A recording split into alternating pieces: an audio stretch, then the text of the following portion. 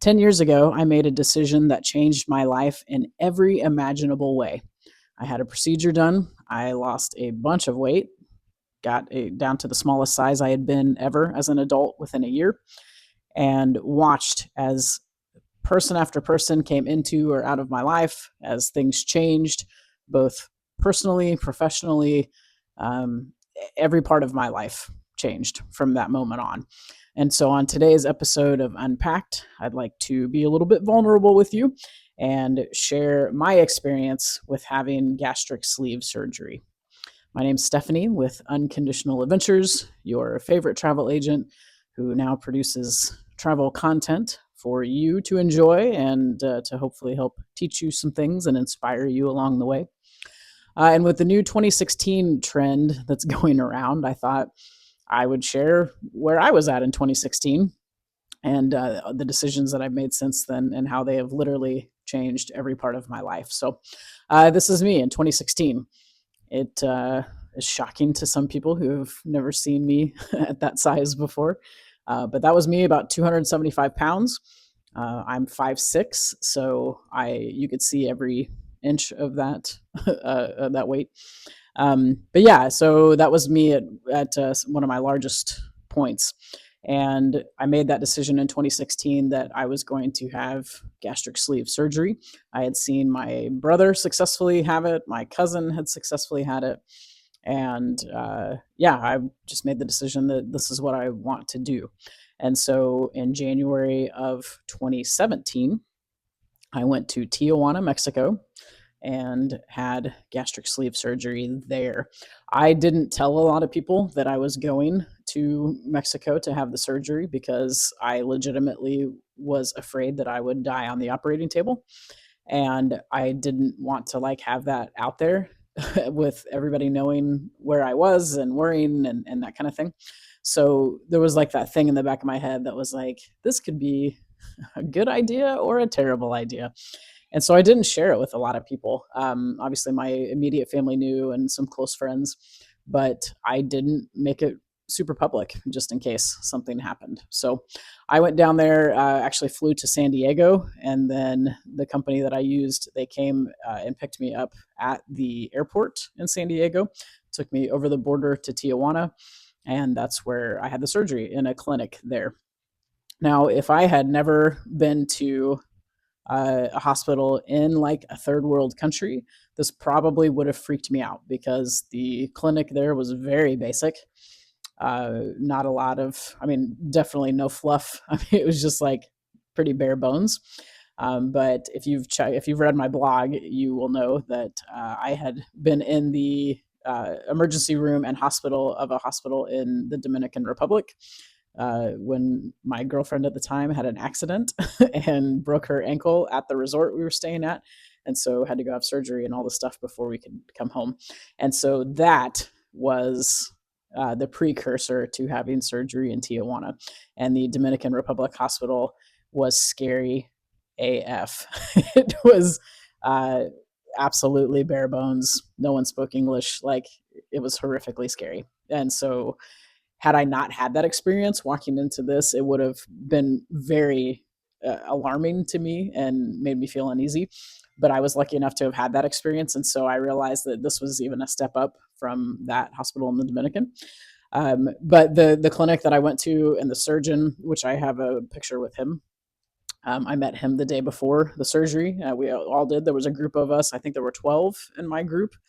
And this is all this guy does every Monday through Friday is he has consultations, meets with the group of 10 or 12, talks, individually to them about what is it that you're trying to accomplish, that kind of thing, any past surgeries, stuff like that.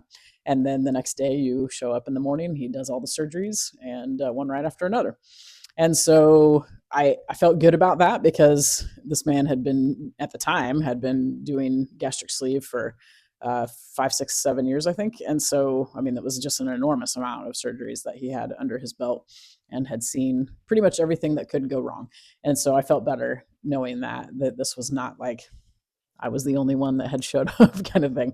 It was nice to be in a group of other people. I was the youngest by far in my group. Most people who had the gastric sleeve at that time were trying to get off of medications. Most of them were over 50 or 55, and we're trying to get off of diabetes medication or high blood pressure or high cholesterol. And so that's what a lot of people were there for. I think I was also the largest in my group. Again, most of these were older folks who were just trying to kickstart their health journey, get off some medications, things like that. And so I was at 275, I think. There was one guy actually that was larger than me, but other than that, I was the biggest one in my group. And so I was there to literally change my life. I needed to lose at least 100 pounds. And I wasn't really on medication at the time, but I didn't want to get there either. And so that's what I did. And so I was, 37 years old when I had the surgery. And yeah, we went to Tijuana. They took us to, like I said, picked us up at the airport, went over the border, and we stayed in a hotel the first night, which was like a medical hotel. So hospital staff basically live there as well. And then they bring in these groups that stay pre and post surgery. I had to, because of my weight, I had to like do a liquid fast for 10 days before the surgery. And so I think I have a picture of the very last 2 liter of Coke and king size Reese's peanut butter cup. Those were my two favorite things. And I ate those on the last day before I had to start my liquid fast.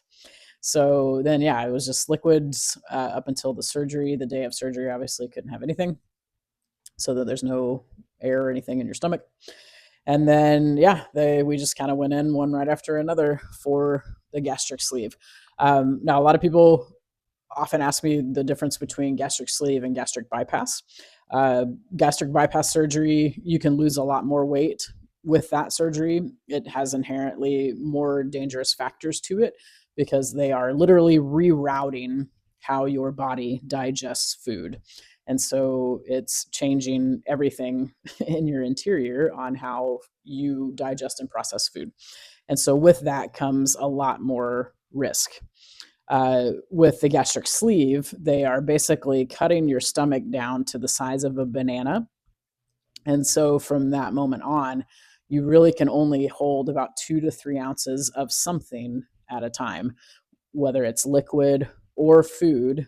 You can do one or the other. It's only going to hold about 2 ounces. And then if you try to put more in there, you're going to throw it up. So gastric sleeve, you really, with either surgery, you're going to lose weight fairly quickly. But with bypass, you have the potential to lose a chunk more weight. And some people with bypass say they keep it off better than what people with gastric sleeve do. So I had that surgery again in January of 2017, and immediately, like, just started dropping pounds. The Right after the surgery, everyone has a little bit different story, but my brother and my cousin who had it had no pain at all. My cousin was basically pain free after the surgery. My brother had an air bubble that got stuck like in the top of his lung that he said was painful until he got that out. I woke up in extreme pain. So much so that when I woke up, one of the girls who was in my room and staying in my hospital room in my group, I looked at her and I said, "Don't do it, don't do it." Don't. And she was like, "What?" Like, I just woke up in an extreme amount of pain, and that pain did not subside for a solid 48 hours. I was in just extreme pain. Everything hurt inside. I had air bubbles I could feel. I don't think I slept that first day at all. And when I woke up, I had a tube into my stomach, making sure that there was no internal bleeding. I could go to the bathroom and I could walk around a little bit on my own, but it was just very slow going. And they encouraged us, like, walk around as much as you can, try to walk out the air bubbles, things like that. So I did, and I did the best I could, but I was in an enormous amount of pain. So we stayed one night in the hospital, and then they took us back to that hotel where the staff was at as well. And the same thing, they were like, hey, try to get up and walk around. We had to eat a lot of ice cubes to try to help heal some of the stitching and things that were done on the stomach. So ice, a little bit of water, and really, I mean, that was about all I could do. I just was hurting so badly. They had like little pain meds that they could give me, didn't touch it, didn't do a thing. Um, so I just suffered through it as best I could. I would try to walk around the hotel and things like that. But overall, people ask me, like, did I ever feel unsafe? No. We were pretty much on, like, somebody was watching us all the time. You have the option a lot of times in situations like this to bring somebody with you, and I did. I had a friend that spoke fluent Spanish who came with me just in case, and it worked because the surgeon spoke perfect English, the intake nurse spoke perfect English, but my the woman that put in the like the needles and stuff. It's escaping me what that's called. Um, but when like she would draw blood and stuff, she did not, and so she was digging around. And I have floating veins, and I also pass out when people dig into my veins. And so my friend was able to translate and basically be like, "Hey, stop doing that. You're gonna have to use a smaller needle, things like that." So that was helpful. But otherwise, like they speak English. It wouldn't have been a thing if that just that little situation. Other than that, everything was fine. Everyone at the hotel spoke English. It was fine. I never felt unsafe. I walked, like I said, walked around the hotel and things to try to move the air along. And yeah, it just nothing bothered me. I didn't ever feel uncomfortable or unsafe in that situation. But yeah, I was in a lot of pain, so everybody's situation is going to be different. There was one woman in my group who had the what was it where they used to tie off your stomach like the balloon kind of thing. She had that, so they had to go in and remove it, and she was in extreme pain when she woke up. And so then the next day they did her gastric sleeve procedure. But again, that was kind of the thing that made me feel comfortable with this, is that this guy had seen everything that there was to see. So all kinds of issues that had happened, people who had past surgeries that were trying to correct it and things like that. So yeah, it was a diverse group for sure, but everybody made it through the surgery just fine. We had to do testing again to make sure there was no internal bleeding. They took x-rays and everything of us the second day. And then they basically put us on a shuttle and said, hey, you're going back to the States. So before we could get on the shuttle, they had to remove the tube from my stomach, which was probably the most painful thing I've ever experienced in my life. I literally thought this woman was ripping out my internal organs and my intestines through this tiny hole. So I hope to never have that again. They did finally give me morphine because I was in so much pain on again about 36-48 hours after. I was in so much pain, they finally gave me a morphine shot, and then all my troubles were gone. I was so stoned when we got on the shuttle to go back across the border that I had my sunglasses on. They open up the van door, and there's Border Patrol, and I'm just like smiling like an idiot. And they're like, "Could you take your sunglasses off?" I was like, "Sure." Took them off. Here's my passport. Here's my medical papers. And my friend that was with me was like, "You need to get it together." It was, yeah, so I appreciated the morphine shot that I got. It definitely helped, like just me to rest. I just needed to sleep and start to heal and that kind of thing. So that was really helpful. And then yeah, spent the rest of that day in San Diego. Again, tried to stay walking. They encouraged me to get up to 3 miles within like 6 weeks, walking 3 miles a day to just continue to regain strength and move the air through and that kind of thing. I did have that air bubble for a couple of weeks. That was again just uncomfortable. Like it got to the point where it wasn't painful, but man, it was just uncomfortable. And I would try to burp, I would try to yawn, at anything to get it to move. And the day that it finally passed, I thought I was going to cry because it was just like, oh my goodness, this is finally over. And yeah, when I got back to the States and got home, the flight was pretty uncomfortable, but made it home and had a doctor check out my stitches, and everything was fine. Looked at my x-rays again, everything was fine. And so I don't regret going to Mexico to do the surgery. It literally, what I was going to pay in the States was about, and this was in 2017, I was going to pay $16,000 and I paid 5,000, and that's with flights and everything else included to have it done in Mexico. So I don't regret that for a second. It saved me a ton of money. I had no bad experience. I can't say whether I would have woken up in pain in the States or not. To me, it was the same procedure, so I don't think anything would have been different. But everything was fine. Everything went fine. Was never in danger. Things like that. And so, do I recommend it? You got to be comfortable with it. You got to be comfortable with a no frills kind of clinic setup for sure. So if you can handle that and you think it's worth it to save that money, I don't discourage you. I'm happy to answer questions about it. If you think of any, just drop them in the comments. But that, I mean, it worked for me. That was the experience I had, and I can't discount it. I think it was great. No worries, no fears. Saved me a ton of money. So then when I get back to the States, I was very faithful about walking every day. I would get up, make sure I walked as much as I could. It did take me I think 5 weeks to build up to 3 miles a day, but I was very faithful with walking. And I mean, in those first couple of weeks, I maybe consumed about 500 calories a day. So I was exhausted all the time. I would basically get up in enough time to do my walking, get ready, go to work. I would work about a half shift for the first 2 weeks, go home and go to bed, and I slept for 12 to 13 hours a night because I just had no energy ever. And so that was an adjustment, was getting, trying to again build my stamina back up. There was no, like, they kind of treat it like a C-section. They don't want you lifting heavy things for several weeks. So there was no like going to the gym or anything like that. All I could do was walk and then function, get through my daily function. And that was literally all that I had the energy for. So I would drink some chicken broth to get a little bit of substance in. Protein shakes was really all I could do, and some water. And that was about it. You really, after gastric sleeve especially, again, your stomach is just so small that, again, it's 2 ounces of something and that's it. And then it takes you 2 to 3 hours to process that, and then you might be able to have 2 more ounces in a couple hours.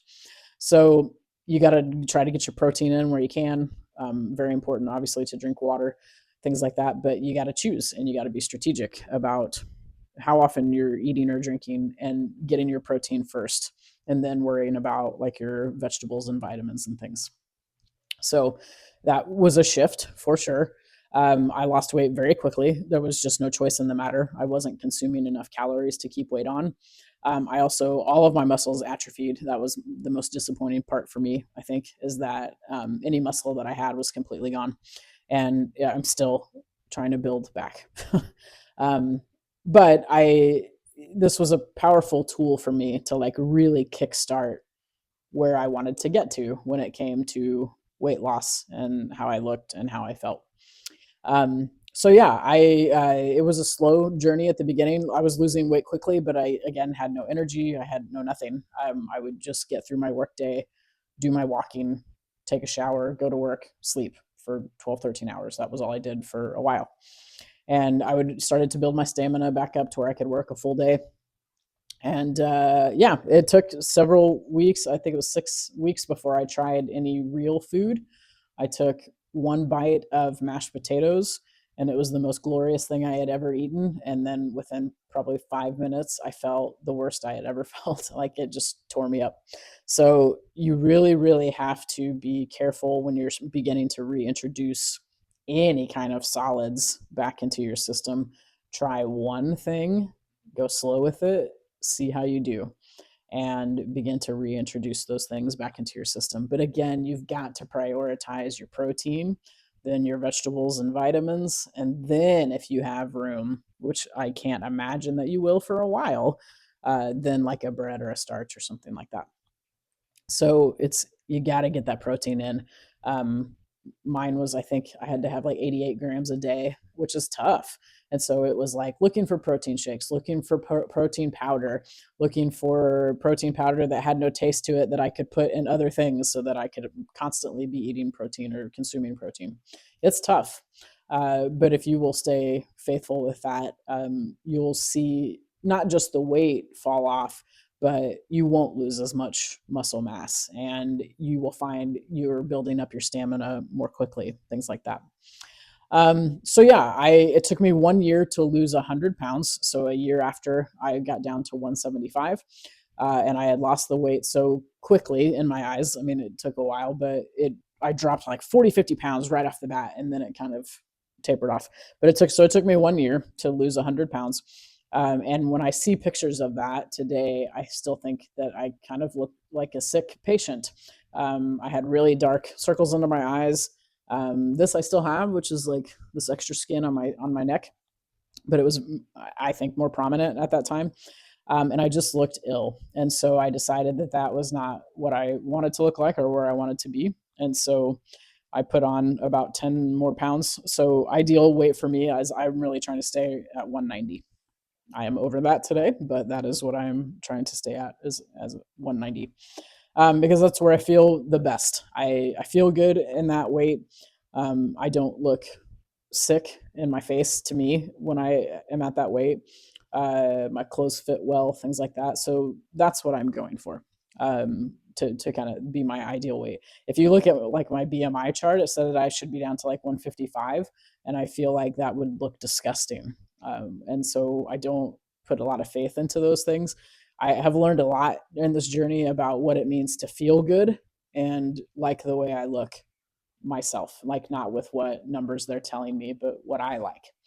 And so I made that decision. Is like I don't like this, and so 190 is what I'm going for. Um, since the aftermath of the surgery, a lot of people ask me like, okay, so what are the biggest things that changed? Obviously, my food intake changed.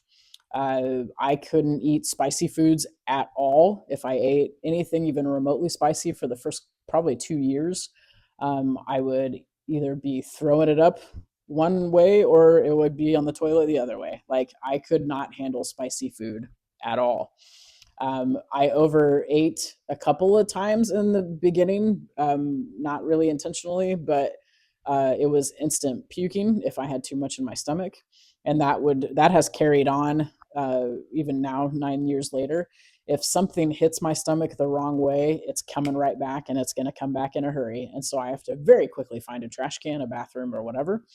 It's not nearly as frequent now as it was then, but again, it was just a matter of like reintroducing my stomach to food and what that felt like and what that meant for me.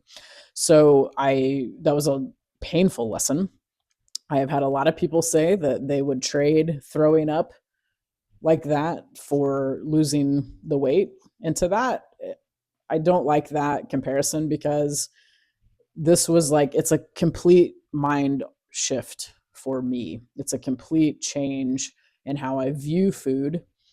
When I first had the surgery, food was the enemy because it hurt me to eat and it like was painful. And then food became a tool of, okay, how do I get protein? How do I try to get healthy, sort of thing. And then food went back to being just like the sustenance that I need.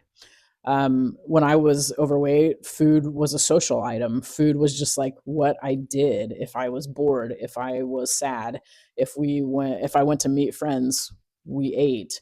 Like it was just the thing that was always there. It was my constant. And so changing that mindset was huge for me. But never would I suggest like, yeah, get the surgery so you can just puke everything up and then the rest of your life will be fine. It doesn't work that way. It was a battle. It was a mental battle. And the physical side of things was hard, but the mental side was killer. This is a mental battle that you will face from the day you decide to get the surgery for the rest of your life, more than likely.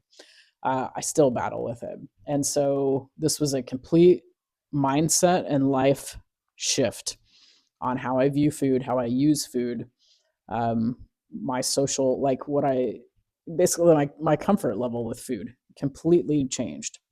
So that is again like what I eat has changed. I can't have a regular Coke. I have to drink a Coke Zero now because I can't consume that much sugar in one sitting.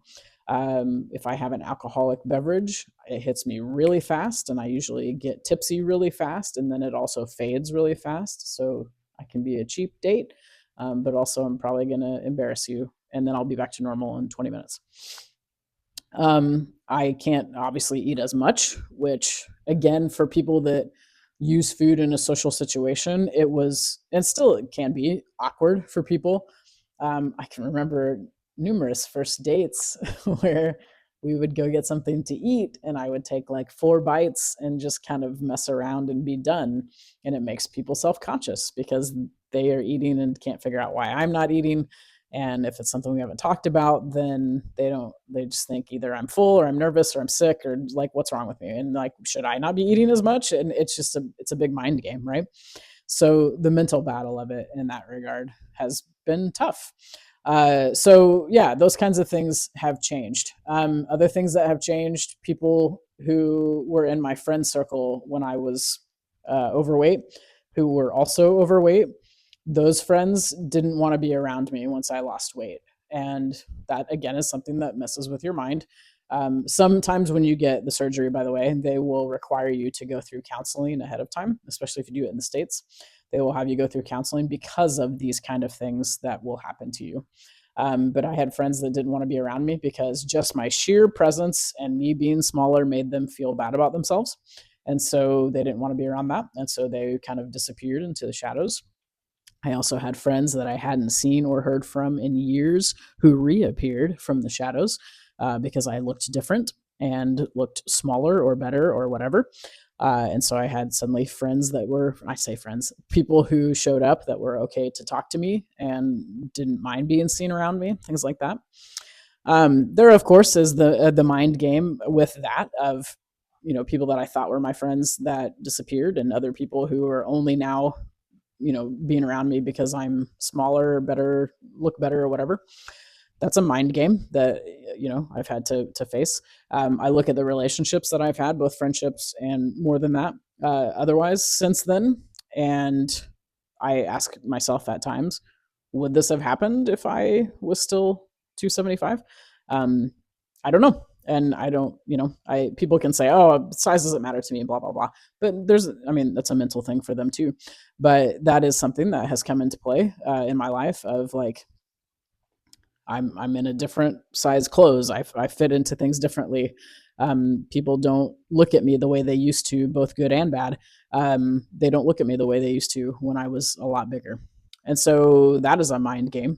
My body, not necessarily dysmorphia, but my perception of my body, it is very hard for me to still think, oh, I'm in this size 12 now or 14 or whatever when I was wearing size 22 and 24 before the surgery.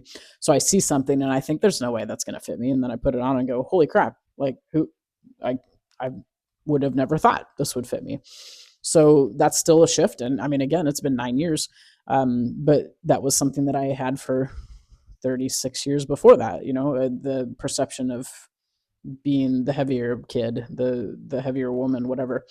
I was always big, and so that kind of shift is a lot different for me. And still, figuring out what kind of clothes I like and what looks good and that sort of thing. My favorite way that it has impacted me was the theme park route. I hope by now you know how much I love theme parks and going. I can now last an entire day of walking, which I still have arthritis in my knees. I was hoping that having the surgery and losing that much weight would take a lot of that out, but it didn't. I still have full-fledged arthritis. But when it comes to like the stamina and just being able to walk around a day in a theme park, I can do that now. But hands down, being able to fit in a ride seat that I don't even have to check anymore is like primo.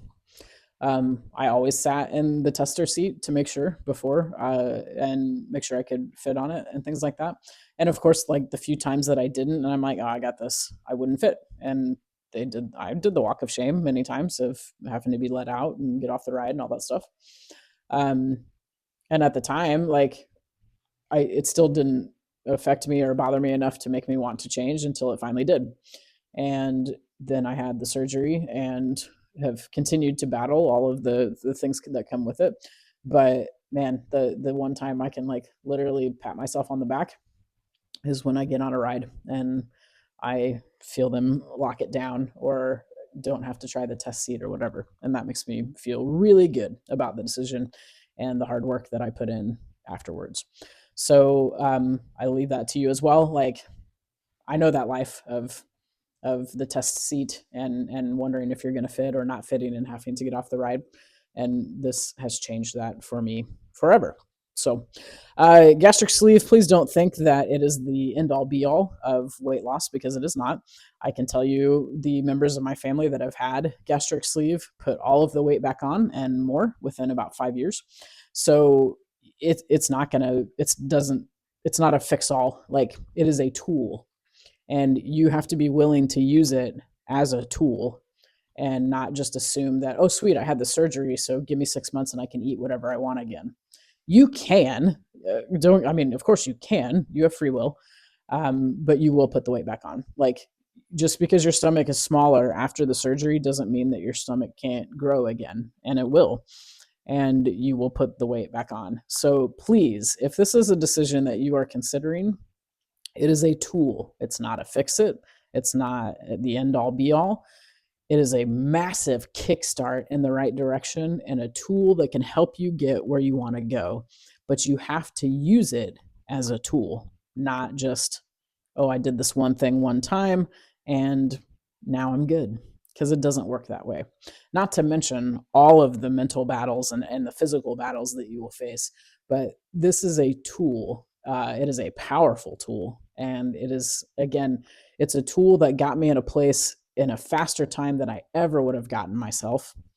And so I'm very grateful for that. But I have tried to remind myself literally every single day, I still have to take care of myself. I still have to watch what I eat. I still have to make sure I'm getting enough protein. I will be on a multivitamin for the rest of my life because I'm never going to get in enough of what I need, because I still eat smaller meals. I eat about every hour and a half to 2 hours, just little small snacks and meals throughout the day. But I still have to, I can't just eat, I can't say, well, it's been an hour and a half, I'm going to eat the slice of chocolate cake and expect that to not come back to bite me, because it will. Um, Thus me being, I'm 15 pounds over what I want to be. So the tool is there, but you got to use it as a tool. And don't just expect this to be the thing that fixes everything and then you can just go back to doing what you were doing before. It's not going to benefit you, and you will see that you will put the weight back on and be worse off in some cases than you were before you had the surgery. So, do I believe in gastric sleeve? 1,000%. Would I do it again every single day? I mean, there's just no question. I would absolutely do it again. I would do some things better and some things smarter, but I'm proud of the work that I have put in. I'm proud of where I've gotten to, the battles that I have faced and continue to face. I'm proud of being able to fight those and staying mentally strong, getting more physically strong. Um, you know, I didn't just shut down when people fell out of my life or popped out of the woodwork and that kind of thing. I tried to be really smart about that and emotionally smart about it, because I understood to an extent why that was happening. And so I had to take care of me and know that the true friends that I had would come back or stay or whatever the case was. Like, they would be there for me. And same with, the mental battle of my relationship to food. Like, getting my mind in check about those things and making sure that I'm using food as a tool and not just like, oh, I'm bored, I'm sad, I'm tired, I'm going out to meet somebody. Like, food everywhere. So, do I like food? Yeah. Yes, I still consider myself a foodie, but, and you'll see in some of my videos, if you've watched them, that's why I use the phrase that I have a tiny tummy, because, like, if I go on a cruise, spending $45 on a meal doesn't always make sense for me, because, yeah, will it be delicious? I bet it will. But if I can only eat a third of it, I don't know. Sometimes it's just not worth it. So it's required me to be more smart about those things, which I have a really low grocery bill. That's a plus. So those things, it has saved me money in that way, but I still have to be smart about making sure I get my protein, making sure I'm taking my multivitamin, and making sure I'm eating like fresh fruits and vegetables, things like that. So that is a constant battle that I'm fighting, and I'm proud of where I've gotten to. I didn't drink a soda for a year and 2 months, I think, because the doctor said, hey, like, you want to wait on that as long as physically possible, because once you reintroduce those bubbles and that carbonation into your stomach, that's when your stomach starts to expand. And it may only be slowly, but it will start to expand. And I didn't want to do that. So I went a long time where I was the boss of what I ate, and the food didn't control me. I controlled it. And my sweet cravings have come back in force. Like, I like to eat pieces of candy and stuff like that, and I gotta kick that. I gotta get it under control. And I am the boss of what I eat and what I put into my body, and that's choice is mine. I got to get back to that. I don't always do well with that, but I also know my limits, and I'm pretty good about respecting those limits, because I don't I don't like to throw up in public. So I don't want to do those things to like push myself to the edge of what I can handle. I don't want to do that. Have I done it? Sure. But I've learned from those lessons, and I want to be smarter, and I want to take care of my body more and make it last longer, right? So if you have questions about gastric sleeve as a tool, if you've thought about it, if you know someone who's thinking about that, please share this video. Please reach out to me. I have talked to many a person about both gastric sleeve and bypass, the benefits of it, the really hard battles that come with it, things like that. I will happily answer any question I can for you. As a person who travels, let me just say it has changed every area of my life, and most 99% of them for the better. Do I wish I could eat more on a fancy trip? Yes. But do I still enjoy the bits that I do eat? Absolutely. Okay. It hasn't changed my taste buds. It just, I can't consume as much. And that's okay. That's okay. There will still be other chances for me to eat, right? I don't have to glutton it all in. But as a person who travels, man, the benefits of this have been astronomical. How I fit on a seat in a plane, how I fit on a seat in a roller coaster, my stamina, walking around throughout the day, all of those things enormously different from where it was 10, 12, 15 years ago. And I would do it every day of the week. Like, it has changed everything so much in that regard, that I'm just so thankful that I made that decision, and that I followed through with it, and that I'm still following through with it, getting better every day, right? Everybody has weird, different, like I said, medical things that will come with it, or different reactions to it. Again, my cousin had nothing, like, everything was great for him. Yeah, typical. My brother lost a lot of his hair because he wasn't getting enough protein, right? And so his hair thinned out, and so his hair is still thin. Um, like I said, woke up in enormous pain that took a while to go away. I also lost my ability to regulate my temperature. Sounds weird, but when I was heavier, I used to be able to cool myself down, or if I got cold, I could heat myself up.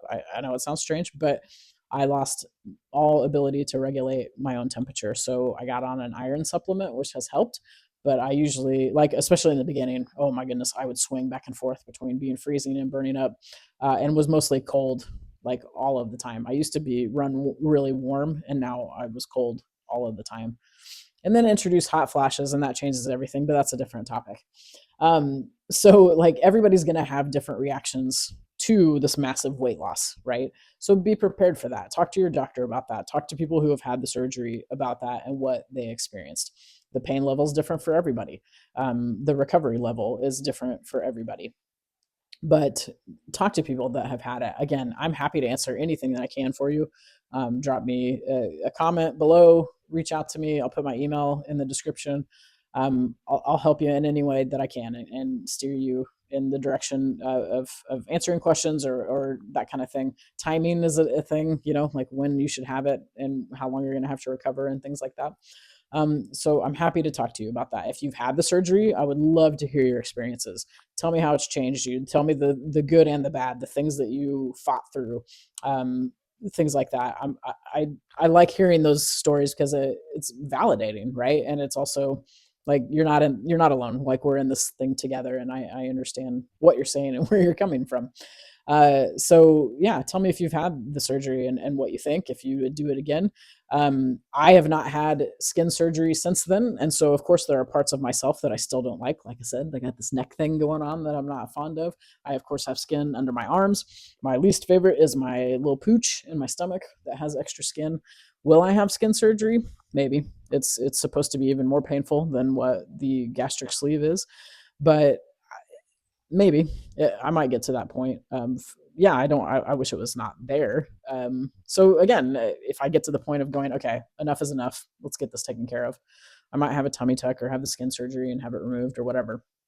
But for now, I want to be comfortable. Of course, I want to look good, and I know that I look considerably better than I did. And so now it's becoming like, what am I comfortable in? What do I think I look good in? And I kind of go from there. But yeah, so tell me about your experience as well. If you have had this, or again, if you're thinking about it, I'm happy to answer anything I can, and talk to you about the ways that it has changed my life enormously. So thank you for listening. Thanks for sticking it out to the end. If you did stick it out until the end, this has been a topic that I feel like I know a lot about and have talked to a lot of people about it. But coming from, again, the travel world, man, it's just a life changer, absolute life changer. I can't say enough about it. But I also, man, I'm gonna remind you all the way through. It is a tool. It's not the solvent. It is a tool that you can use to get to where you want to be. And boy, howdy, is it like a powerful tool to use. So thank you guys for watching. I appreciate you going on this journey with me of travel and travel agency and content creation, and having these unpacked moments together where we can share our thoughts and talk back and forth to each other. So yeah, please reach out below. I'd love to comment with you and get to know you guys better and answer questions that I can. And yeah, we'll see what the upcoming year brings, and go from there. So happy adventuring, everybody.